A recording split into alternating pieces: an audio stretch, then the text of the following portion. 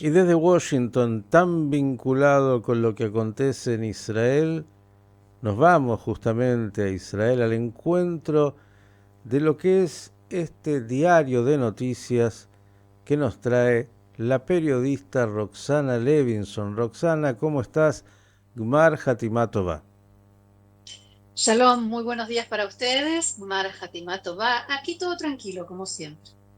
Bueno, entonces, si no hay nada para contar, ¿qué? Algún día nos va a suceder. Esto que yo digo en broma puede llegar a ser que algún día No, tengamos imposible. pocas noticias o buenas noticias. Buenas noticias, no tengo duda, pero que esté tranquilo Bueno, es imposible, hay demasiados judíos ahí. Escúcheme, cuando yo termino cada día el reporte en Israel a diario, digo que tengamos buenas noticias. Pero de verdad que no lo digo como un latiguillo, una forma de cerrar, lo digo de corazón, porque espero el día en que tengamos buenas noticias. Las busco las, cada día, pero las hay, lo que pasa es que eso no vende. Después yo le voy a contar todas las buenas que hay en un estado que es un milagro en 76 años. Mire, a ver si le parece para arrancar el día, porque venimos de Washington y Washington, yo decía, tiene ujú. mucho que ver, y tanto Israel para Washington como Washington para Israel. Y entiendo que ahí hay un diálogo telefónico entre el primer ministro Netanyahu, el presidente Biden, el primer ministro que le dijo a su ministro de Defensa, para, no viajes tan rápido. Todo esto tiene que ver con qué se va a hacer o no hacer y cómo hacer con Irán, porque además, lo decía recién Roxana, y ahora sí te lo doy todo para que lo analices y más, eh, Netanyahu, que es sin duda un zorro de la política y un tiempista que sabe manejar muy bien algunas cosas, tiene claro que la acción de Israel con Irán puede tener mucha incidencia también en las elecciones norteamericanas. Digo, no solamente Estados Unidos que le puede hacer con el dedo a Israel un señalamiento, sino que en este juego entre dos opciones, más allá del corazón de Netanyahu, también ahí se juegan cosas. Y bueno, le dijo al ministro de Defensa, Yoav Gallant, creo que lo dije, que todavía no viajara. ¿Qué se sabe de ese diálogo, del vínculo y de lo que pueda o no hacer Israel respecto de Irán? Bueno, acá lo que se dice es que Netanyahu realmente está jugando con fuego y que lo que sucedió es que Netanyahu sabía desde antes de Rosh Hashanah que, como lo sabíamos todos en realidad, que el secretario de Defensa norteamericano Lloyd Austin había invitado a Yoav Gallant, el ministro de Defensa israelí, a Estados Unidos para reunirse y coordinar la acción frente a Irán, esta respuesta que Israel le debe a Irán o sea, la devolución de gentilezas por 200 misiles balísticos que lanzaron la semana pasada, apuntando directamente a los ciudadanos israelíes. Israel tiene pendiente la respuesta, pero en esta respuesta tiene que estar coordinado con Estados Unidos, tiene que haber una coordinación, no hay otra manera de llamarlo, en cuanto también a qué fuerzas va a traer Estados Unidos y cómo va a estar presente cuando Irán reaccione a esa respuesta. Y en cuanto a información de inteligencia, hay muchísimos detalles, pero además Gallant iba también a conversar con Austin por una ampliación de los suministros militares que Estados Unidos le da a Israel. Al parecer se trataba de misiles interceptores, más allá de que la idea de dejar plantado al secretario de Estado norteamericano, al secretario de Defensa norteamericano unas horas antes de una reunión no es, no es una buena idea. Sobre todo porque no se debe a algo realmente una crisis o algo grave. Señor secretario, mire lo que nos pasó, yo no me puedo mover de acá. Ese argumento no cabía. Apenas un par de horas antes de que Gallant saliera de Israel, Netanyahu le dijo no hay autorización para hacer ese viaje por dos razones. La primera, o dos condiciones, digamos. La primera es que se reúne el gabinete político y de seguridad y tome una decisión definitiva de cuál va a ser la respuesta a Irán, que nadie entiende aquí por qué todavía no se decidió, qué están esperando, porque cuanto más tiempo pasa, menor es la legitimidad internacional para una reacción de gran envergadura. Eso es lo que nos dicen acá. Y la segunda cuestión que planteó Netanyahu es que Gallant no va a ir a Estados Unidos hasta que él no tenga la conversación pendiente que tenía con el presidente norteamericano Joe Biden, que al parecer se viene hablando de eso hace 10 días. Incluso hay quienes dicen que Netanyahu trató de hablar con Biden y Biden no le respondió. Así como hay quienes dicen que esto que decía yo, que cuanto más tiempo pasa, más se va diluyendo el efecto y la legitimidad que pueda tener el contraataque israelí, también hay quienes dicen que este es el peor momento quizás para una crisis total con el gobierno norteamericano, y que Netanyahu juega con fuego porque al parecer él está seguro de que cuando llegue el momento Estados Unidos de todos modos nos va a ayudar, pero siempre está esa opción, ese margen de no solo del error de cálculo, de lo que no se puede hacer tan bien como se podría si las cosas hubiesen estado coordinadas de antemano. Preguntas. Esta es para usted, ¿no? Usted, A ver, yo no soy un experto, pero ¿usted sabe jugar al truco? hace muchísimos años y solía perder. Bien. Yo no soy un jugador de truco, pero sí entendí la lógica. Digo, hay cosas que a veces aparecen para que usted lea los diarios y nos entretengamos nosotros un ratito, tengamos algo para hacer, sino que qué periodismo puede existir. Y hay cosas que están ahí atrás, ocultas, muy bien pensadas y que son una sorpresa en el momento correcto. Digo, yo por ejemplo pienso, porque se nos olvida rápido en esta dinámica tan enloquecida, que hace un par de semanas todo el mundo, claro, pasó rápido, ya nadie se acuerda, se sorprendió de cómo Israel hizo esta operación increíble militarmente de inteligencia contra toda la cúpula de Hezbollah, con los famosos Vipers y todo lo demás. Algo inédito. Yo creo que, sabe que Israel hace tantos años que está trabajando sobre la hipótesis y necesidad de poder golpear a Irán en el momento indicado, que me parece que no solo puede llegar a sorprender con una jugada que nadie conoce, sino que justamente parte del juego de la guerra, de la perversa y terrible guerra, es saber cómo, cuándo y dónde, y no todo lo que aparece en los diarios, en los llamados telefónicos y todas estas cosas, son tan sobre la marcha y entonces eso es lo que define.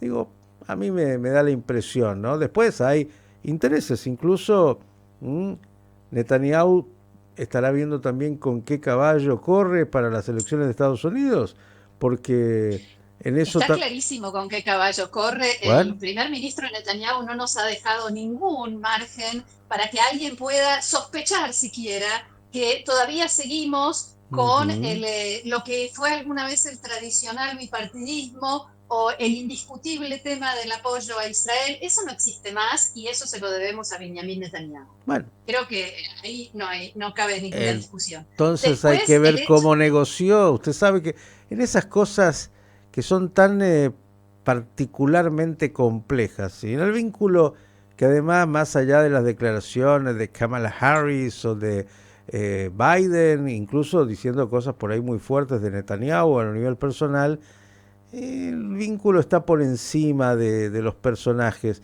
Pero bueno, después está así, con quién se negocia mejor, con quién jugamos y qué es lo que afecta a una operación o no.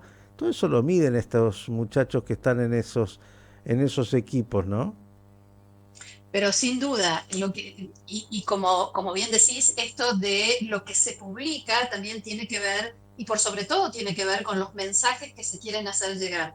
Pero Ujú. más allá de todo eso está el hecho de que Israel necesita a Estados Unidos. Of Y que course. decir hoy en día vamos a luchar solos, aunque tengamos que luchar con las uñas, es hasta si se quiere un poquito infantil. Por la Y no galería. es, y no es muy responsable de, no, ni siquiera, porque ni siquiera queda bien, ni siquiera suena bien.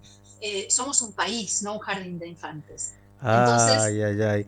Ve, ve. digamos que las cosas, ¿sabes qué pasa? Que cuando uno tiene que pasar unas cuantas horas dentro de un refugio, con 200 misiles cayéndole en la cabeza, con toda la familia, incluidos los nietos, y las cosas se ven diferentes.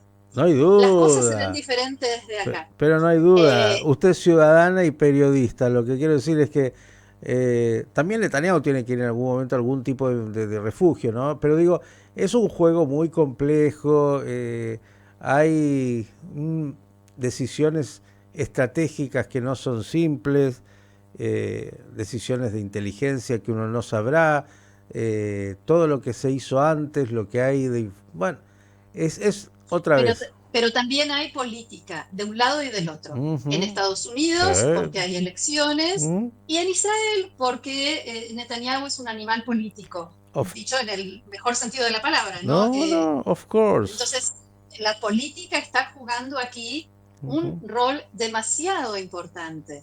Y en esto el hecho de que Gallant y Netanyahu no puedan ponerse de acuerdo y no puedan llevar adelante el manejo de esta guerra en tantos frentes y con tantas complejidades, es, es realmente muy, muy complicado para el Estado de Israel.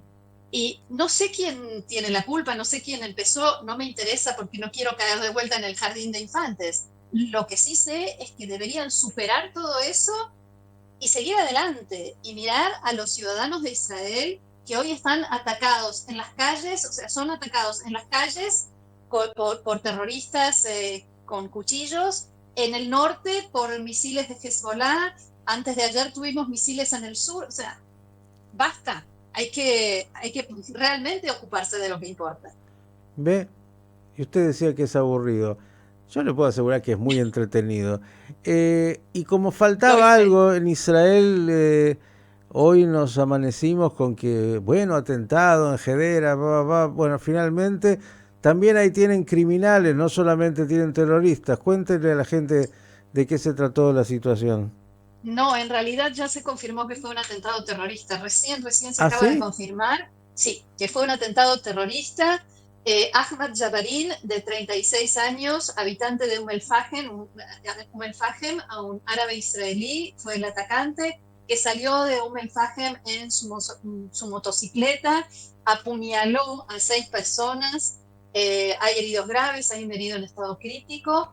En principio, la policía tardó una hora en definir si era un hecho criminal, o sea, un crimen por otros móviles o un atentado terrorista. Finalmente anunciaron oficialmente que se trata de un atentado terrorista. Eh, el, eh, el atacante fue neutralizado en el lugar por agentes de policía y por civiles israelíes. Y la confusión se dio porque al principio la policía empezó a recibir llamados de distintos lugares. Y esto fue porque el atentado se produjo en varias escenas diferentes, porque el atacante se movía en su motocicleta, iba pasando de un lugar al otro por 4 lugares donde logró apuñalar gente. Mm.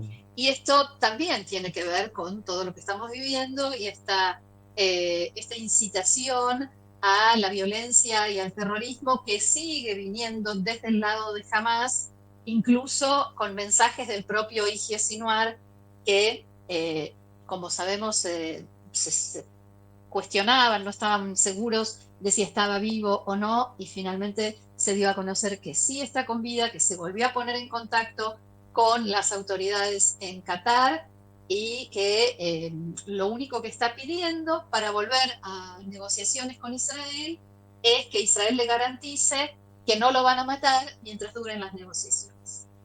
Ajá.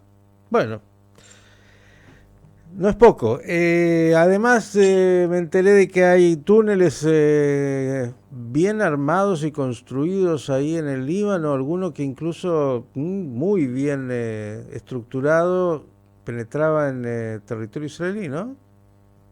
Así es, el portavoz de Tzal dio a conocer ayer un pequeño túnel de Hezbollah en el sur del Líbano que cruzaba apenas 10 metros después de la frontera de Israel, pero no tenía salida del lado israelí, que eso, digamos, es importante.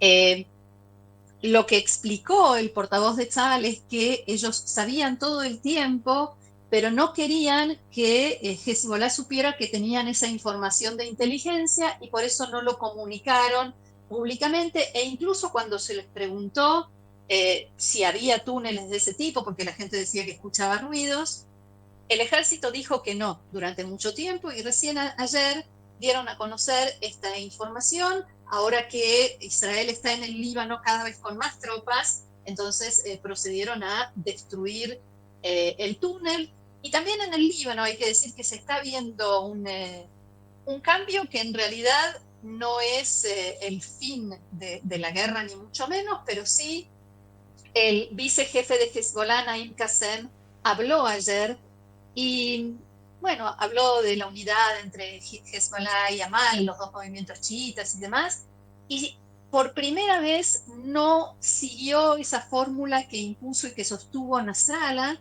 en su momento, que era que mientras siga la guerra en la Franja de Gaza, Hezbollah seguirá atacando a Israel, y sí habló de negociaciones por un cese de fuego.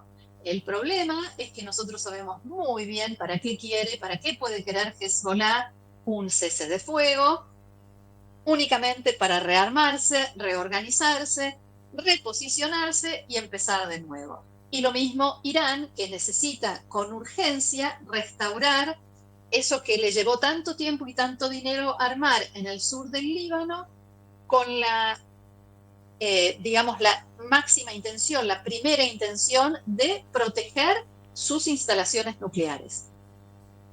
Bien. La prioridad de Irán es proteger sus instalaciones nucleares a través de Hezbollah, que estaba siempre ahí preparado para el día que recibiera la orden poder atacar a Israel. ¿Ve cómo no se va a aburrir? Nunca.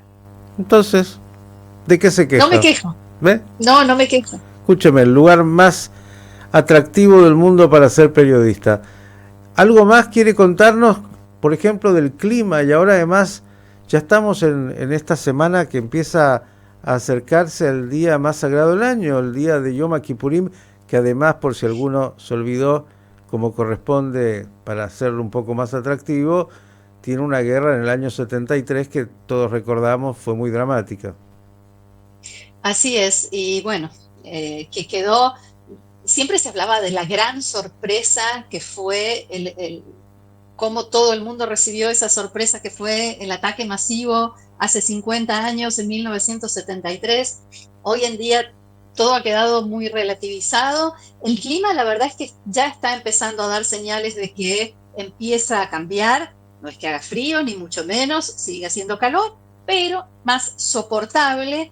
Y respecto de Yom Kippur, rescato algo que decía el jefe de policía, Dani Levy, hace un ratito, después del atentado, desde el lugar del atentado en Genera, que decía que la policía va a estar en alerta máxima, va a estar desplegada por todo el país y que la gente haga lo que había decidido hacer antes de que sucediera esto. El que va a la sinagoga, que vaya a la sinagoga, el que quiera reunirse con familia, que vaya a reunirse con la familia. Lo que hayan decidido, no cambien los planes en virtud de lo que decidan los terroristas.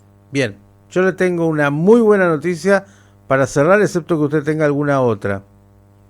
No, a ver, me dio curiosidad. No va a tener que cocinar para Shabbat esta semana. Es verdad. ¿Ve? Pero eso no es una buena noticia para mí. A mí me gusta cocinar. Bah, no hay con qué darle. Roxana Levinson, siga disfrutando y haciendo que todos estemos informados. Gracias por estos minutos y bueno, ya va a llegar la época en la cual empieza otra vez a hablar de, no sé, ahí nunca es totalmente normal, pero de lo que dentro de la anormalidad era normal antes del 7 de octubre. Todo llega. Gracias por estos minutos y Gmar Hatima Tova. Gmar Hatima Tova para ustedes y que seamos inscriptos y rubricados para tener un año sobre todo con paz. Que volvamos a hablar de la tecnología israelí, de la música israelí, de las discusiones entre los israelíes y no más de guerra ni de atentados, o lo menos posible. Gracias y shalom. Roxana Levinson desde Israel con Bueno, este momento de información de lo que está pasando en Israel y ese barrio.